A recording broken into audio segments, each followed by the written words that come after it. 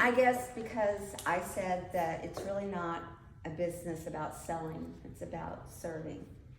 And that when it gets out of your head and into your heart, that it's just your mission, it's just your life. And the reason I feel this way is because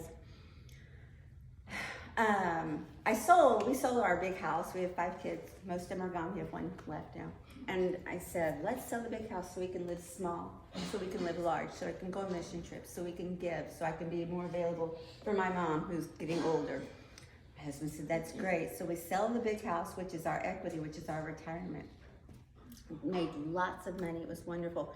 Moved into this little barn dominium on the back of our property in East Texas. And literally, as we were moving, a week later, I was diagnosed with cancer. And we didn't have proper insurance.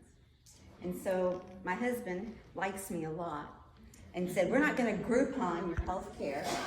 You're going to go to MD Anderson. And we spent, I told you that yesterday, and we were at $395,000, which was everything from our house. But you know what? God's good. We had the money. Because so many people don't have the money, but we had the money. That's not how I wanted to spend $400,000. Not the way to spend it.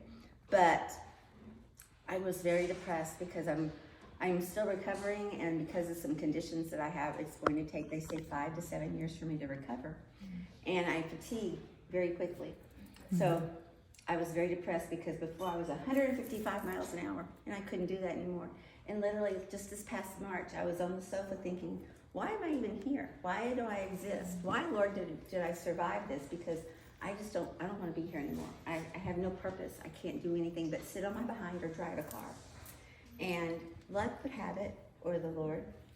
I saw a friend who said, look at my LinkedIn thing. And long story short, I was a Medicare nurse for 30 plus years. And I thought, I can do that. It's a passion of mine. Medicare is a passion for me to explain people. And that's a whole other subject, but it's very passionate for me. Because Advantage plans are from hell. Okay, just know that right off. That's all you gotta know. Anyway, Joe Namath is a bad man for telling people to do that. Anyway, so I met Terry at Physicians Mutual, and she said, you know, I survived cancer too. And if it hadn't been for my term LB, I'm not sure what we would have done. I said, what's that? And I can tell you that literally I was mad for at least a week. Because I thought, I have this fancy New York life insurance policy, and I have friends that are insurance agents. How come nobody ever shared this information with me? My family is fairly comfortable. I'm not going to say they're not wealthy, super wealthy, but my mom doesn't have to worry about anything. She has big trust at the bank. She trusts the bank, and that's all I ever knew was the bank. And because of the bank, I've lost hundreds of thousands of dollars that I can't recoup.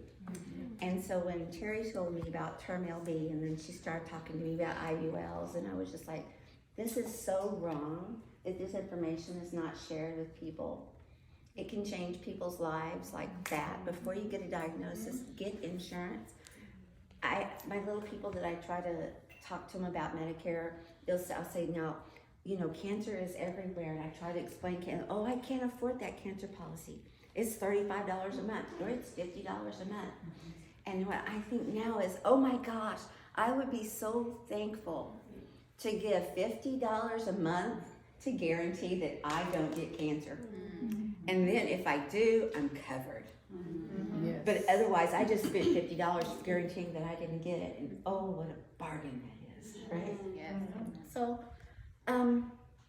my mission now is to recoup all the money that I spent on myself getting well quickly.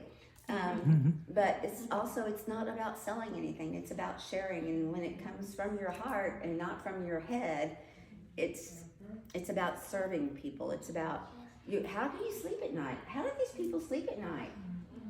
How can these insurance agents who have this information, how do these financial people who have this information, how do they sleep? How can any of you sleep if you haven't told somebody you love? Just saying. Yeah.